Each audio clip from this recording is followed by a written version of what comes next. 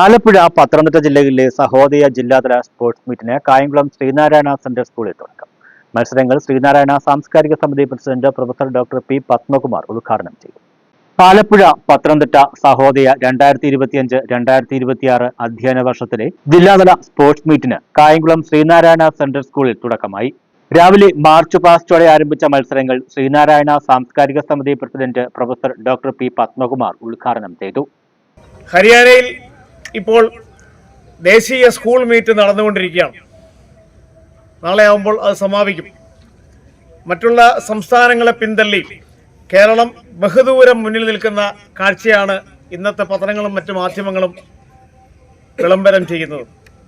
ഒരു കാലത്ത് Punjab Indian school മീറ്റിൽ ആധിപത്യം സ്ഥാപിച്ചെങ്കിൽ ഇന്നിപ്പോൾ പഞ്ചാബ് വളരെ പിന്നിലായി ആ ഒരു സ്ഥിതിയാണുള്ളത്.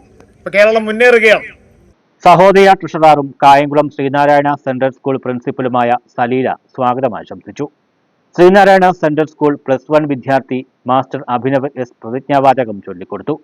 ആലപ്പുഴ പത്തനംതിട്ട സഹോദയ പ്രസിഡന്റും അടൂർ നാഷണൽ സെൻട്രൽ സ്കൂൾ പ്രിൻസിപ്പലുമായ വി സുനിൽകുമാർ സ്പോർട്സ് മീറ്റിന് തിരിതെളിയിച്ച് സംസാരിച്ചു. സഹോദയ സെക്രട്ടറിയും നിർമ്മൽ ജ്യോതി പബ്ലിക് സ്കൂൾ പ്രിൻസിപ്പലുമായ ജയകുമാർ, മാനേജ്മെന്റ് എക്സിക്യൂട്ടീവ് കമ്മിറ്റി അംഗം Dhanapalan, Sreenarayana central school vice പ്രിൻസിപ്പൽമാരായ റീന ടി രഘുനാഥ്, മധുപാൽ, വിവിധ സ്കൂൾ പ്രിൻസിപ്പൽമാർ, അധ്യാപകർ, രക്ഷിതാക്കൾ എന്നിവർ പങ്കെടുത്തു. As all of you know, today it is the venue, SN Central School is the venue for Alappuzha Pathanamthitta Sahodaya Sports Meet 25. So on behalf of the school and the school management, I welcome you all for the sports meet. And I sincerely thank each and everyone, those who have participated in the sports meet. 25ഓളം സ്കൂളുകളിൽ നിന്നായി 1000-ൽ പരം കുട്ടികൾ വിവിധ ഇനങ്ങളിൽ മത്സരിച്ചു.